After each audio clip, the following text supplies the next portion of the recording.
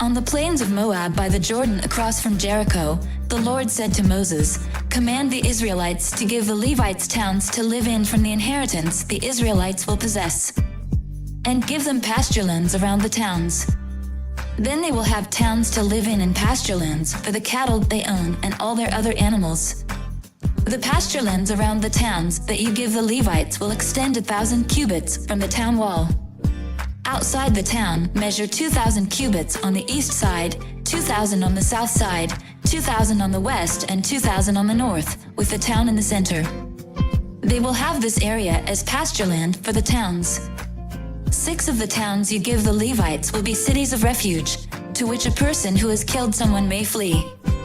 In addition, give them 42 other towns. In all you must give the Levites 48 towns, together with their pasture lands. The towns you give the Levites from the land the Israelites possess are to be given in proportion to the inheritance of each tribe. Take many towns from a tribe that has many, but few from one that has few." Then the Lord said to Moses, "Speak to the Israelites and say to them, when you cross the Jordan into Canaan, select some towns to be your cities of refuge, to which a person who has killed someone accidentally may flee. They will be places of refuge from the avenger, so that anyone accused of murder may not die before they stand trial before the assembly. These 6 towns you give will be your cities of refuge. Give 3 on this side of the Jordan and 3 in Canaan as cities of refuge. These 6 towns will be a place of refuge for Israelites and for foreigners residing among them, so that anyone who has killed another accidentally can flee there. If anyone strikes someone a fatal blow with an iron object, that person is a murderer. The murderer is to be put to death. Or if anyone is holding a stone and strikes someone a fatal blow with it, that person is a murderer. The murderer is to be put to death. Or if anyone is holding a wooden object and strikes someone a fatal blow with it, that person is a murderer. The murderer is to be put to death. The avenger of blood shall put the murderer to death. When the avenger comes upon the murderer, the avenger shall put the murderer to death. If anyone with malice aforethought shoves another or throws something at them intentionally so that they die, or if out of enmity one person hits another with their fist so that the other dies, that person is to be put to death. That person is a murderer. The avenger of blood shall put the murderer to death when they meet.